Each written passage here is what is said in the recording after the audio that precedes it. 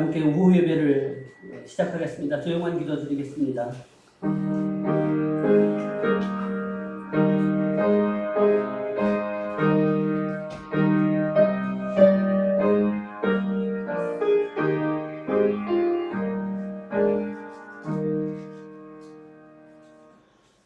찬송가 442장 보겠습니다. 이 찬송 부르신 후에 김민수 집사님 기도해 주시겠습니다.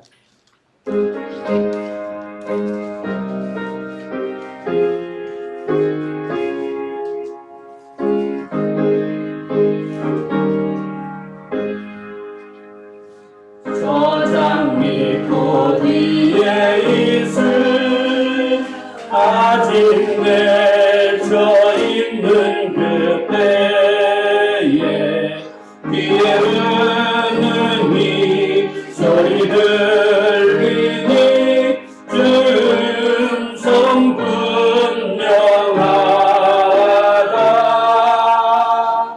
주님 나와 동행을 하면서 나를 친구 삼으셨네.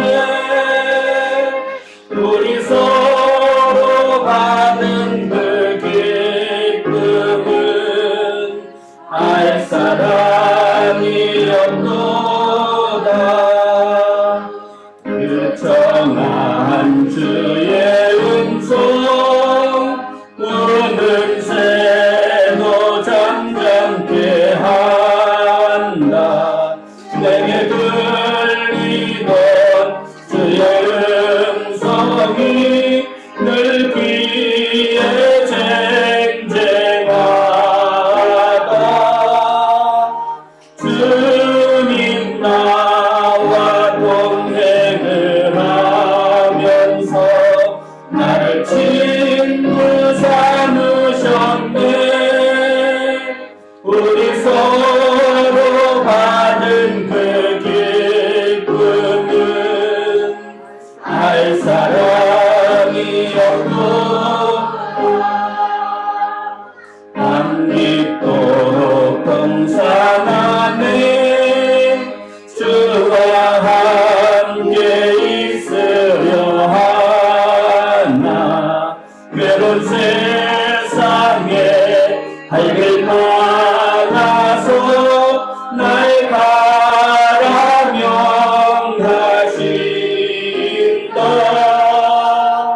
주님 나와 동행을 하면서 나를 친구 삼으셨네.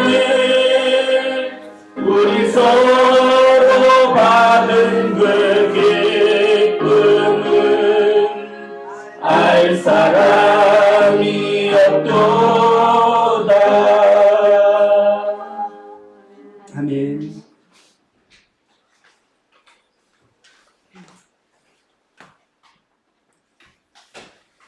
기도하시겠습니다.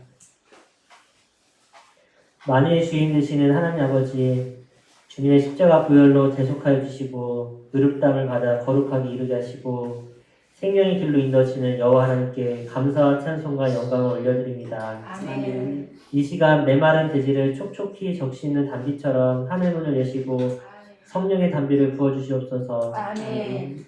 세상은 아직도 코로나로 인해 힘들고 어려운 여정을 지나고 있습니다. 이 환란 가운데 너무 힘들어하지 않도록, 너무 두렵지 않도록, 너무 심령이 메마르지 않도록 주님께서 늘 보살펴 주시고 이 모든 어려움 잘 견뎌낼 수 있도록 믿음과 소망과 평강의 은혜를 더하여 주시옵소서. 아멘.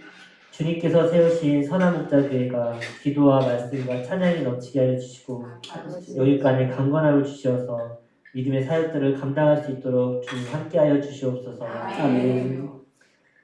특별히 영적으로 나태해가는 저희 모습을 불쌍히 여기사 저희가 기도하게 하시고 저희가 찬양하게 하시고 저희가 말씀 듣게 하시옵소서. 아멘.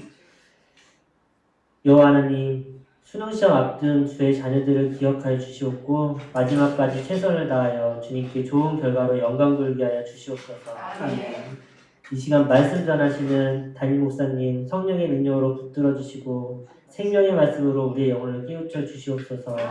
그리하여 우리에게 생존는 기쁨으로 충만케 하여 주시옵소서. 세상 속에서 구별된 자로서 하나님의 영광을 선포하며 존귀한 자로 살게 하여 주시옵소서.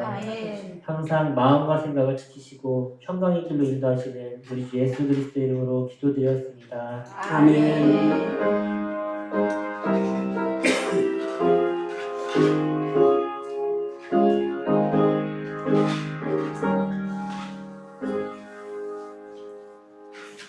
오늘 함께 보실 하나님의 말씀 마가복음 9장 1절로 50절 67편에 있습니다.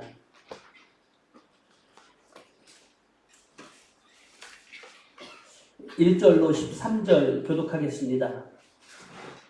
또 그들에게 이르시되 내가 진실로 너희에게 이르노니 여기 서 있는 사람 중에는 죽기 전에 하나님의 나라가 권능으로 임하는 것을 볼 자들도 있느니라 하시니라.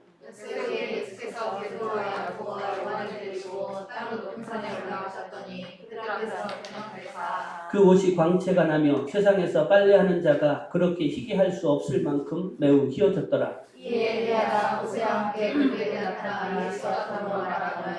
베드로가 예수께 구하되 랍비여 우리가 여기 있는 것이 좋사오니 우리가 초막 셋을 줄 때 하나는 주를 위하여 하나는 모세를 위하여 하나는 엘리야를 위하여 하사이다 하니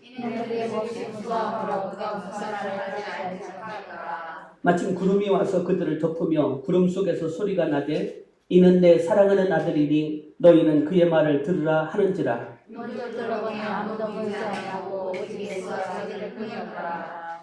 그들이 산에서 내려올 때에 예수께서 경고하시되 인자가 죽은 자 가운데서 살아날 때까지는 본 것을 아무에게도 이르지 말라 하시니 그들이 이 말씀을 마음에 들으며 서로 논의하되 죽은 자 가운데서 살아난 것이 무엇이고 이에 예수께 묻자와 이르되 어찌하여 서기관들이 엘리야가 먼저 와야 하리라 하나이까. 이르시되 엘리야가 과연 먼저 와서 무엇을 회복하며 어찌 이스라엘과 교통하기를 하나님을 만난 것을 상하리라.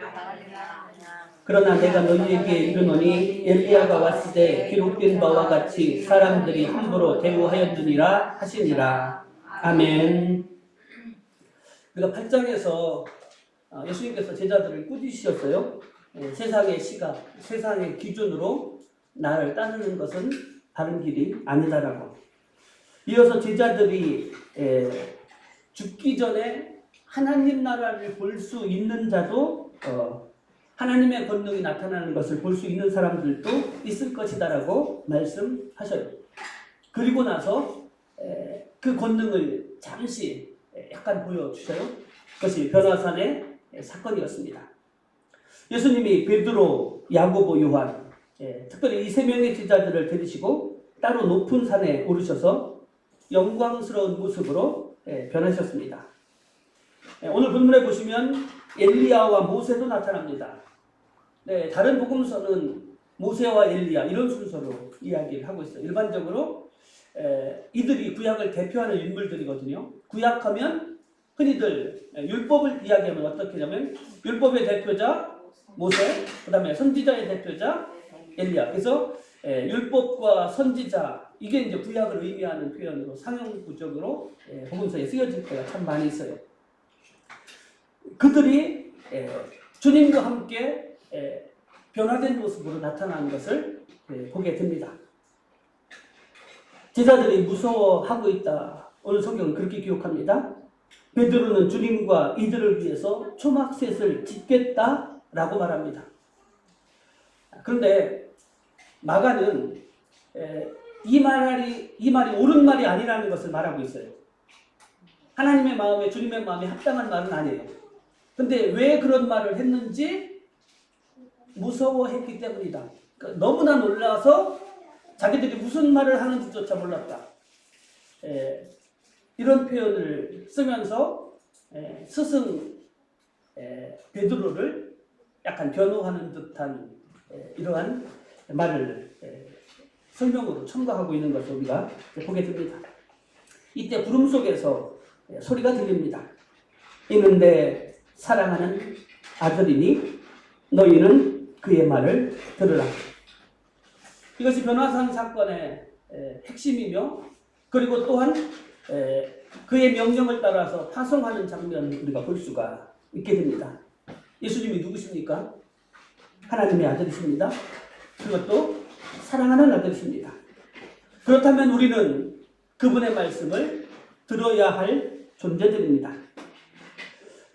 예수님이 바로 누구신지를 분명하게 말씀하고 계셔요. 그분이 왕이십니다. 그분이 우리의 하나님이시고 우리의 구세주이십니다.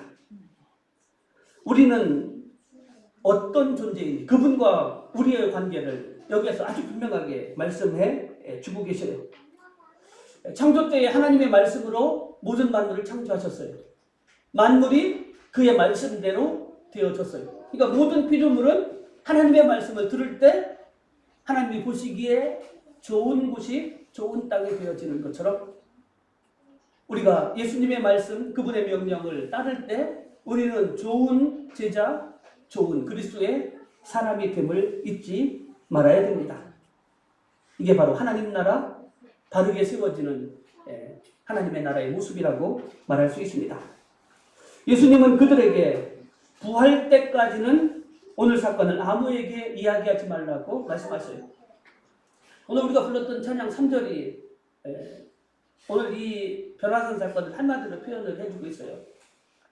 아무리 좋고 여기가 좋다고 해도 우리는 거기에 머물 수 없어요. 사명이 있는 곳, 세상으로 나가서 그 사명을 감당하고 그 좋은 곳은 우리가 사명 다 감당한 뒤에 그때 가는 곳이 지금 있을 곳이 아니라는 사실들을 우리가 잊지 말아야 돼요. 아직은 이 사건들을 말할 때가 아니다. 주님은 그렇게 말씀하시는 거죠. 그런데 이 말씀의 의미가 제자들의 인식 범위 밖에 있는 거예요. 아직도 제자들은 이 말씀이 어떤 의미인지 두 번째 말씀하시는데도 순환과 십자가의 죽으심과 부활에 대해서 이해할 수가 없어요. 그러니까 자기들끼리 수근수근 대지만 결론은 나지 않아요. 그런데 자기들이 이해할 수 있고 궁금한 것, 예수님 앞에 물을 수 있는 것이 있었어요. 그것은 이미 구약에서도 말씀했고 그리고 율법과 선지자들도 지금도 이야기하고 있는 거예요. 엘리야가 메시아보다 먼저 와야 된다라고 말씀하고 있는데 말라기에서 말씀하고 있는 내용이죠. 그게 도대체 무슨 뜻입니까? 이렇게 주님께 묻습니다. 자, 근데 여기서 가장 중요한 말씀이 나와요. 12절에 보시면 주님께서 어떤 분이시고 그리고 주님이 어떤 사역을 하시는 것인지 아주 명확하게 구약을 한마디로 요약해서 설명을 하고 계셔요. 그게 뭐예요? 엘리야가 과연 먼저 와서 모든 것을 회복하거니와 엘리야 먼저 왔다라는 얘기예요. 흔히 엘리야는 주의 사역을 예비하고 준비하는 자죠. 세례 요한 먼저 왔다는 거예요. 그럼 엘리야가 왔으면 그 다음에 누구도 오신 거죠? 메시아도 온 거예요. 그리고 그 메시아의 사역은 뭐예요? 특별히 메시아의 사역 첫 번째 가장 중요한 사역이 우리를 죄 가운데서 구원하시는 거예요. 그것이 이사야 53장에 나와 있는 고난받는 쪽의 노래 속에 담겨져 있는 거예요. 12장 후반절은 바로 이사야 53장을 간단하게 요약하고 있어요. 그가 인자가 오셔서 메시아가 오셔서 많은 고난을 받고 멸시를 당하리라.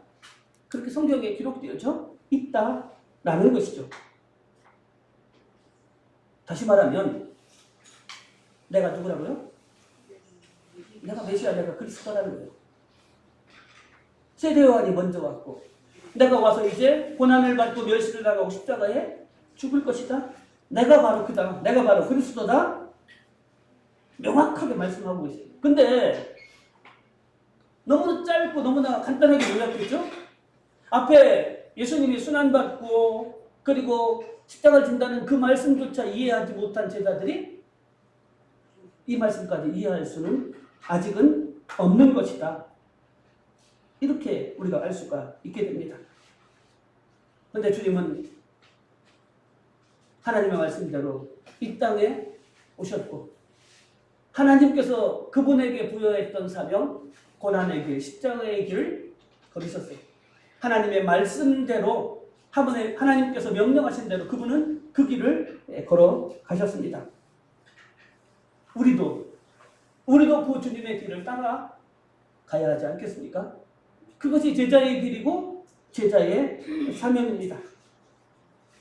우리가 꼭 잊지 말고 기억할 것은 내가 주님을 주님으로 인정하는 삶을 살아야 돼요. 우리의 입술의 고백뿐만 아니라 우리의 삶을 통해서도 누구누구는 예수님을 인정해. 그의 말 속에서 그의 행동 속에서 그대로 드러나. 이런 소리를 들을 수 있어야 돼요.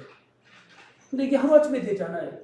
한 번 설교를 들었다고 한 번 성경을 보았다라고 깨달아지고 그리고 그렇게 삶을 살아낼 수 있는 것은 아니에요. 계속해서 반복해야 됩니다. 반복이 힘입니다. 반복하지 않고 훈련하지 않고 누구도 그렇게 되어질 수가 없어요. 근데 우리는 계속해서 까먹어요. 치매를 걸려야만 까먹는 게 아니라 내 삶 속에서 내 주어진 삶을 살다 보면 가장 중요한 이것들을 잊어버릴 때가 있어요. 이것을 다시금 되새기고 다시금 깨닫고 다시금 그렇게 살려고 하려면 계속해서 말씀을 와야 돼. 거기에 길이 있고 거기에 어떻게 우리의 마음을 다잡을지 어떻게 나를 내려놓고 나아가는 길이 거기에 있기 때문에 날마다 기도하고 날마다 말씀 보고 날마다 그분이 나의 주인이심을 고백하는 삶, 그것 우리들에게 회복되어질 때 오늘 주님의 말씀이 우리의 삶 속에서 그대로 재현되어지고 그리고 그분을 따르는 참 제자의 길을 걸어갈 수가 있게 될 수 있습니다. 마가복음 9장 14절로 29절은 귀신 들린 아이를 고치시는 내용이에요. 그런데 이 내용은 예수님이 변화산에 올라갔을 때 이미 아래에서 벌어지고 있었던 사건이에요. 예수님이 3명의 제자를 데리고 변화산에 올라가셨습니다. 그런데 나머지 밑에 9명의 제자들이 있었어요.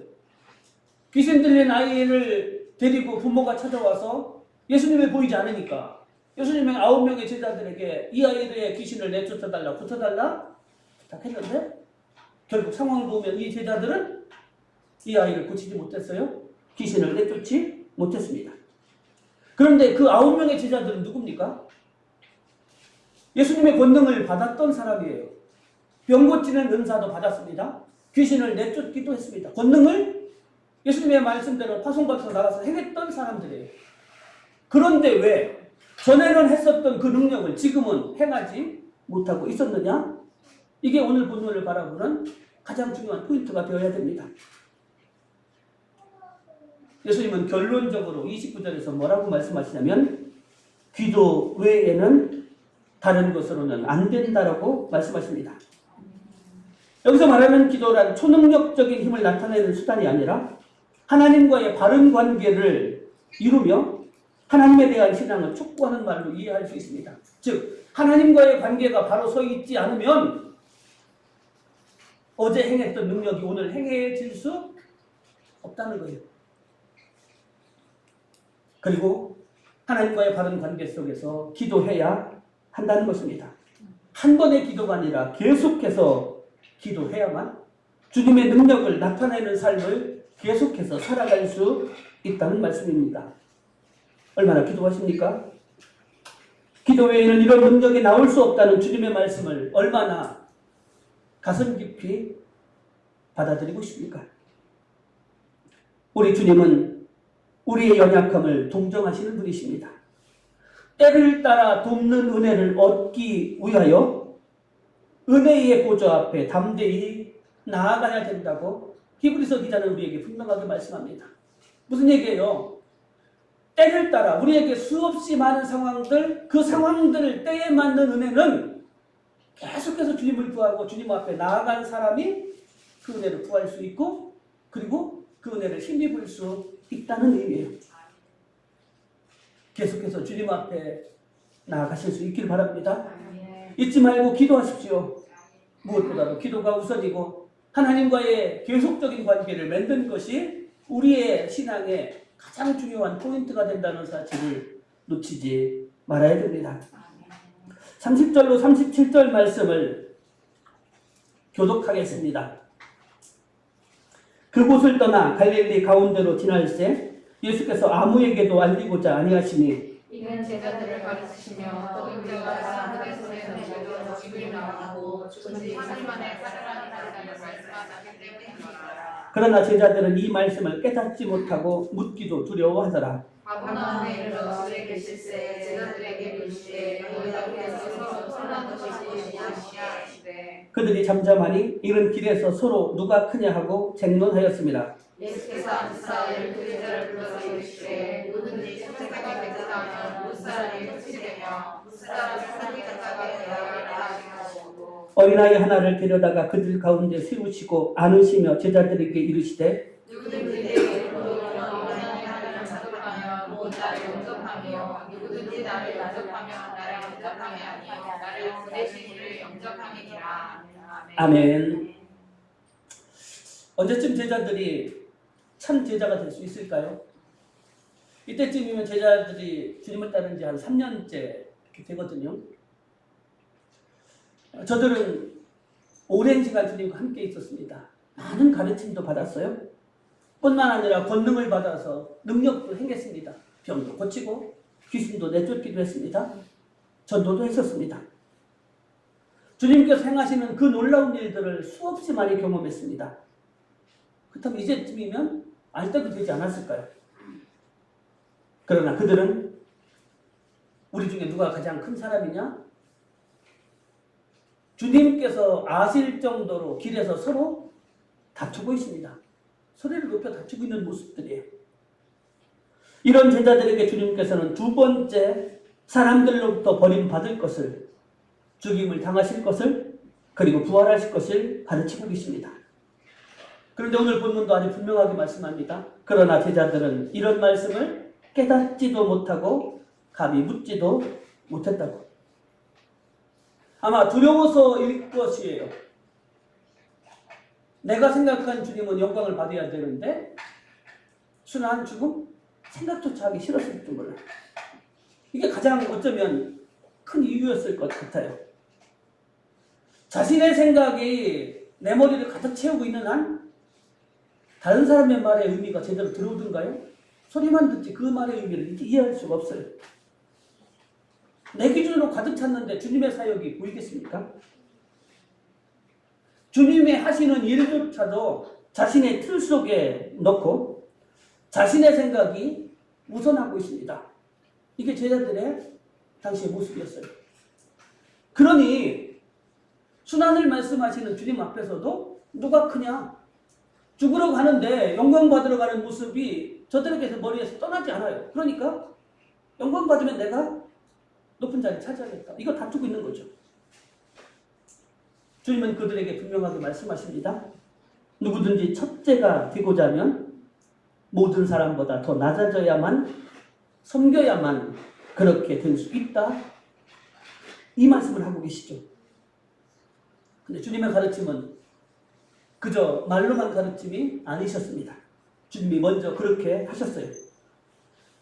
하나님과 동등되셨던 그분께서 모든 사람을 구원하시기 위해서 우리와 같이 되셨어요. 낮아지셨어요. 가장 낮은 곳에 오셨고 그리고 우리를 대신해서 죽기까지 하셨습니다. 그러한 그를 하나님은 살리셨고 높이셨고 그리고 모든 이름 위에 뛰어난 이름을 주셨어요. 그러니까 우리는 낮아지고 낮아지는 자리로 가면 하나님이 높여주시는 것이 이게 바로 성경적이고 하나님 기뻐하시는 뜻이에요. 내가 높아지려고 스스로 높은 곳으로 가는 것이 아니라 하나님이 끌어올리시는 삶, 바로 그 삶이 주님께서 원하시는 제자의 삶이에요. 그것을 가르치기 위해서 당시에는 사람 취급도 하지 않던 어린아이 하나를 데려다가 그를 껴안으시면서 말씀하시는 거예요. 이런 어린아이 하나를 영접하면 나를 영접하는 것이고 나를 영접하면 당신을 보내신 하나님을 영접하는 것이다. 다시 말하면 지극히 작은 어린아이 하나에게 하는 것이고 나에게 하는 것이고 하나님께 하는 것이다. 작은 자에게 하는 그 태도, 그 마음가짐이 바로 하나님을 대하는 태도, 주님을 대하는 태도라고 말씀하고 계신 겁니다. 제자들을 보면 참 대책이 서지 않는 사람들이에요. 죽음에 대해서 말씀하시는 주님 앞에서 서로 누가 크냐 다투고 있었죠. 근데 아까도 제가 말씀드렸던 것처럼요. 어떻게 보면 이들을 이해할 수 있어요. 왜? 주님께서 어떤 길을 걸어가실지 그저 말씀으로 요만큼만 들었기 때문에 결과 미래 저들의 생각밖에 없고 상상도 할 수 없는 일이었기 때문에 모르니까 이런 말을 할 수 있다라고 말할 수 있어요. 근데 우리는요. 오전에도 말씀드렸죠? 우리 다 알아요. 주님이 어떻게 오셨고 어떤 과정을 거쳤고 어떠한 일을 하셨는지. 그런데 제자들의 모습과 별로 다르지 않아요. 대접받고 싶어합니다. 높은 자리에 앉고 싶어합니다. 영광을 얻기 원합니다. 성공하기 원합니다. 바로 우리들의 이야기 아닙니까? 예수 믿어서 잘 되기 바라는. 주님은 가장 낮은 자리에까지 임하셨는데 우리는 그렇게 못하고 있습니다. 언제까지 그래야 할까요? 제자들이 변한 건 아시죠? 변할 수 있어요. 우리도 그렇게 해야 됩니다. 우리도 그렇게 변해야 됩니다. 주님을 따르는 자다운 삶이 우리 안에서 회복되어지기 시작해야 돼요. 비록 작은 것에서부터 일지라도. 주님이 낮아진 곳에 임하셨던 것처럼 우리도 낮은 곳으로 가는 발걸음을 내딛기 시작해야 됩니다. 더 겸손하게, 더 겸손하게. 하나님을 섬기는 마음으로 지극히 작은 사람을 섬기는 삶을 살아가는 시작이 바로 주님을 섬기는 시작이고 주님이 기뻐하시는 하나님 나라를 이루어가는 첫 발자국이 됨을 우리가 잊지 말아야 됩니다. 마지막 9장 38절로 50절 다 읽지 않겠습니다. 내용들을 간단하게 아주 간단하게 설명해 드리겠습니다. 주님은 제자들에게 낮아지라고 계속 말씀하고 있어요. 근데 갑자기 요한이 뜬금없는 소리를 해요. 우리를 따르지 않는 사람들이 귀신을 내쫓고 주님을 위해서 일을 하더란 얘기예요. 주님의 이름으로. 그래서 당신은 우리를 따르지도 않는데 왜 주님의 이름 갖다가 그 일을 하느냐? 하지 마라. 이렇게 금지시켰다고 말하는 거죠. 그런 요한에게 주님은 비록 저들이 나를 따르지는 않지만 나를 위해서 나를 반대하지 않는 사람들이라면 결국은 나를 지지하는 사람들이다. 이렇게 말씀하셔요. 다른 말로 이야기하면 지금 저들이 반대하지 않는다면 결국에는 주를 위해서 주의 이름으로 일을 하다 보면 나를 따르는 사람이 될 것이다. 소망을 미래를 말씀하시는 거죠. 이미 주님은 마음이 넓으셔요. 그러니까 그 모든 것들을 바라고 포용할 수 있으신 거죠. 그러니까 이게 딱 대조가 되는 거예요. 제자들은 너무 옹졸해요. 보십시오. 12 중에서도 자기가 더 높아지려고 하고 자기가 더 크려고 하잖아요. 그러니 따르지 않는 사람들이 주님의 이름으로 뭘 하고서 영광 받는 거 좋아하지 않는 거예요. 너무나 좁아요. 옹졸해요. 근데 주님은 그렇지 않으시죠. 우리의 품이 얼마나 넓습니까? 하나님의 사랑을 다 포용하고 남을 만큼. 자, 그러면 제자들은 어떻게 됐을까요? 제자들의 마음이 넓었을까요? 아니, 넓어져? 품이 넓어져 갈 수 있었을까요? 이후에 어떤 상황, 어떤 내용들을 전혀 기록을 하고 있지는 않아요. 처음에는 충격을 받았을지 모릅니다. 그러나 결국은 저들이 아까 말씀드렸던 것처럼 변화했던 것처럼 다른 사람을 대하는 태도, 저들의 마음가짐도 더 넓어지고 변화되어지지 않았을까요? 이후에 주님의 말씀들을 보시면 죄에 대해서 단호하게 행하라 이런 말씀들을 하고 계셔요. 지극히 작은 한 사람을 실족시켜서는 안 된다. 혹시 내가 가지고 있는 손이나 발이 신체 중에 하나, 눈과 같은 것들이 우리를 죄짓게 하게 된다면 그것들은 과감하게 잘라버리는 것, 끊어버리는 것이 더 낫다. 왜냐하면 온전한 몸을 가지고서 끊어버리지 않아서, 죄짓는 그것들을 끊어버리지 않아서 온전한 몸을 가지는 것, 신체는 유지하실지라도 지옥에 가는 것보다는 온전한 몸이 아니더라도 차라리 끊어냄으로써 천국에 가는 것이 더 낫다, 그런 의미죠. 이 말씀들의 전체적인 내용은 사람의 행위에 대해서 심판하고 형벌을 내려야 된다? 혹시 잘못 들으면 그렇게 보여질 수 있어요. 그러나 실상은 어디에 강조점이 있냐면 현재 우리가 어떻게 행동해야 되는지, 우리의 손이 죄를 짓지 못하게, 우리의 발이, 우리의 눈이 죄를 짓지 못하도록 우리의 삶을 철저하게 관리하라는 그런 의미예요.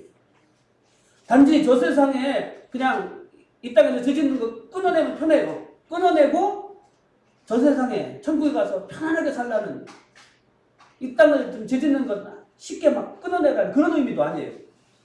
무슨 얘기냐면요, 그 죄 짓는 것들을 하나하나 끊어내는 것보다 제어하고 하지 못하게 하는 것이 훨씬 더 어려워요. 내 현재의 삶에 최선을 다하지 않는, 죄 짓는 것, 죄 짓는 그 유혹들을 끊어내는 그것들을 하는 것이 얼마나 어려운지 모르지만 그와 같은 절실한 심정으로 살아야만, 철저하게 자신을 관리해야만 내가 죄 가운데 빠지지 않고 지옥에 가지 않을 수 있다는 것을 말씀하고 있습니다. 내 신체 여러 곳을 도려내는 그 심정으로 죄 짓지 않도록 조심하며 작은 사람 한 명까지도 실족하게 하는 일이 없도록 조심하라는 말씀으로 우리가 들을 수 있어야 됩니다. 마지막 주님의 가르침 28절로 이어지는 이 가르침들 속에서 결론적으로 주시는 말씀이 49절 50절 말씀입니다. 우리 두 절을 같이 한 목소리로 공독을 하겠습니다. 사람마다 불로써 소금 치듯함을 받으리라. 소금은 좋은 것이로되 만일 소금이 그 맛을 잃으면 무엇으로 이를 짜게 하리요? 너희 속에 소금을 두고 서로 화목하라 하시니라. 아멘. 자, 소금이 짠맛을 잃으면 다시는 짜게는 할 수 없다. 소금이 본질을 잃어버리면 회복되지 않는다는 말씀이에요. 그런데 오늘 이 50절의 말씀은요, 39절부터 49절의 내용을 함축시켜서 격언구 형식으로 마무리하고 있습니다. 즉, 이제까지의 가르침에 대한 의도와 내용을 한마디로 요약한 것이라고 할 수 있습니다. 소금은 사람에게 참 좋은 것이고 사람의 삶에 있어서 참 맛을 내기 위해서 반드시 소금을 쳐야 한다는 것이죠. 그렇다면 여기서 말하는 소금의 의미가 무엇일까요? 소금은 33절로 42절의 내용을 보면은요, 어린아이와 같은 작고 미미한 사람을 섬기는 일이라고 볼 수도 있어요. 그리고 이와 같은 섬김을 위해서는 자기의 희생이 있어야 되고 겸손해야 되며 사랑할 수 있어야 됩니다. 뿐만 아니라 남을 나보다 낮게 여기고 절제와 경건 등으로 삶을 살아내는 그런 행위들을 표현하고 그리고 전부를 말한다, 이렇게 할 수 있어요. 그렇다면 50절이 주는 전체적인 의미는 49절에서처럼 심판의 때에 불로 소금치듯 당하지 않으려면 어떻게 살아야 된다? 다시 말하면 이렇게 살지 않으면 심판의 때에 불로 소금치듯 이러한 심판을 피할 수 없을 것이다. 자, 그러면 심판 때에 이 심판을 면하려면 어떻게 돼요? 우리가 평소의 삶 속에서 이것들이 나타나야 된다는 거예요. 어느 한순간 어떤 자리에 가서만 그렇게 모면하고 보여지는 것으로 불가능해요. 늘 그렇게 살아야 돼요. 평소에 어떻게?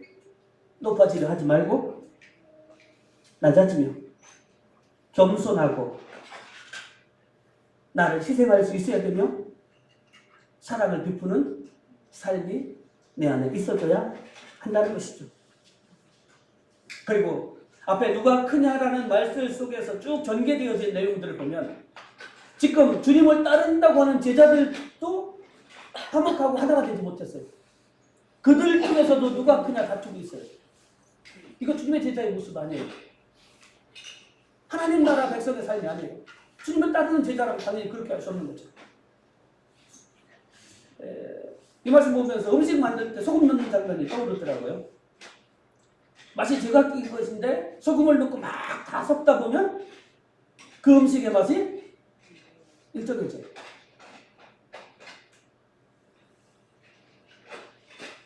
제자 안에, 공동체 안에 소금을 치듯 화목하게 되어져 가는 것. 여기 화목하라는 말씀을 오늘 본문 속에서 강조하고 있어요. 높아지려고 하고 자기가 위주가 되는 그곳에는 화목이 있을 수가 없습니다. 자기가 다른 사람과 달라야 되고 더 높아지면 어떻게 화목이 되죠? 그런데 낮아지려고 하고 공동체를 위하는 그 속에는 화목이 있을 수 있어요. 바로 그와 같은 역할들을 하라는 것이고 맛을 잃지 말라고요. 근데 마태복음에서는 뭐라고 말씀하냐면 너희는 이미 소금이라고 말씀하셨어요. 소금이 되라 이렇게 말씀하는 것이 아니라 소금이라는 거예요. 맛만 잃지 않으면 우리는 소금의 역할을 할 수 있어요. 어떤 곳에 있더라도 어떤 상황에 놓이더라도. 그렇다면 나는 맛을 잃은 소금인지 맛을 잃지 않은 소금인지를 돌아봐야 돼. 내가 소금의 맛을 낼 수만 있다면 우리의 공동체는 화목할 것입니다. 어떤 곳에서도 사람을 살리고 회복하고 하나님의 나라를 증거하는 삶을 살아갈 수 있을 것이다라는 것이죠. 사랑하는 성도 여러분, 오늘 본문 속에 새겨드려야 될 말씀들이 여러 개가 있었어요. 넓은 마음을 가질 것을, 지극히 작은 한 사람도 실족시키지 않을 만큼 조심스럽게 살아가는 삶을 살아야 될 것을, 그리고 내 신체를 끊어내는 심정으로 죄짓지 않는 삶을 살아가는 노력들이 있어야 될 것을, 같은 지체들끼리 누가 크냐 서로 다투는 것이 아니라 서로 사랑함으로 협력하며 화목한 삶을 살아갈 것을 강조하는 내용들이었죠. 과연 나는 이 말씀들 가운데 어느 부분은 잘 실천하고 있습니까? 어느 부분에 부족한 점이 있습니까? 성경은 우리에게 끊임없이 말씀합니다. 듣고 행하지 않으면 스스로를 속이는 행위라고. 말씀을 읽고 말씀을 듣고 말씀을 깨달았으면 그렇게 살아가야 합니다. 하나님의 말씀은 우리에게 지식을 주시기 위한 것이 아니라 우리의 삶의 자리로 이끌도록 인도하고 있다는 사실들을 놓치지 말아야 됩니다. 오늘 저와 여러분들이 주님이 기뻐하시고 주님이 칭찬하실 만한 참된 제자의 길을 묵묵히 걸어갈 수 있는 저와 여러분들이 다 되실 수 있기를 주님의 이름으로 축원합니다. 하나님 감사합니다. 제자로 부름 받았습니다. 제자들은 3년간 따랐는데도 깨닫지 못했어요. 그러나 저희들은 수년 수십 년을 주님을 따르고 배웠는데도 주님의 말씀의 의미를 깨닫지도 못하고 여전히 주님의 길이 아닌 우리의 길을 걸어갈 때가 너무 많았습니다. 여전히 높아지기 원했고 여전히 인정받기 원했고 내가 위주가 되어지는 그러한 신앙생활, 하나님 이제는 내려놓기 원합니다. 이제는 주님께서 기뻐하시고 원하시는 그 길, 낮아지고 겸손하며 죄짓는 것을 극히 두려워하고 조심하며 한 사람의 영혼을 하나님을 대하는 것처럼 소중하게 여길 수 있는 주님처럼 넓은 품을 가진 그러한 제자, 여전히 부족하지만 그러나 한 발자국 한 발자국씩 그 길을 향해서 내딛을 수 있도록, 훈련할 수 있도록, 반복할 수 있도록 하나님 저희들을 인도하여 주옵소서. 우리의 힘과 능력으로는 할 수 없으되 하나님은 하실 수 있음을 믿습니다. 성령께서 도우시면 능히 그렇게 될 줄 믿습니다. 주변을 보며 환경을 보며 지금은 아니라고 점점 나태해져가는 우리의 신앙을 다시 한번 돌아보기 원합니다. 환경 때문에 못하는 것도 아니고 내 자신의 의지가 부족해서 내가 부족해서 되지 못하는 것임을 통렬하게 회개하며 주님 기뻐하시는 제자의 삶이 우리 안에서 날마다 회복되어져 갈 수 있도록 성령여 저희들을 붙들어 주시고 그렇게 인도하여 주옵소서. 저희들에게 새로운 한 주간을 허락해 주시니 감사합니다. 마지막 달을 향해 갑니다. 올 한 해 주 앞에 귀한 열매 지금이라도 준비하여 맺어갈 수 있도록 주님 보실 때 올 한 해를 돌아보며 부끄럽지 않은 한 해가 될 수 있도록 저희 삶을 독려할 수 있게 하시고 주님의 도우심을 간구할 수 있게 하여 주옵소서. 주님 안에서 믿음으로 승리하는 복된 한 주간 되게 하여 주옵소서. 예수님의 이름으로 감사하며 기도드리옵나이다. 아멘. 12월 달 여러 가지 계획들이 주보에 있습니다. 행사들도 많고 준비할 것들도 많습니다. 여러분들이 어디에서 무엇을 하실 것인지 생각하면서 함께 기도하면서 서로 협력하며 준비하실 수 있기를 바랍니다. 이제 다 함께 찬송가 212장 부르시면서 부르시고 축도함으로 예배 마치겠습니다.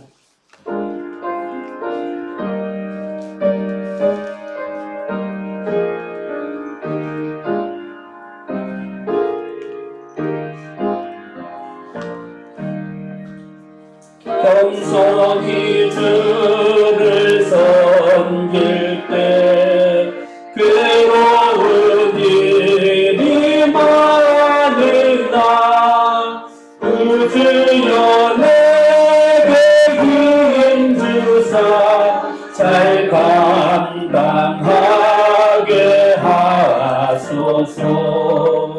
인자한 말을 가지고 사랑을 강화시키며 발길을 잃은 우리를 잘 인도하게 하소서. 그 주의 귀한 인내를 깨달아 알게 하시고 굳건한 믿음 주셔서 늘 승리하게 하소서. 장래의 영광 비추사 소망이 되게 하시며 그 주와 함께 살면서 참 평강 얻게 하소서.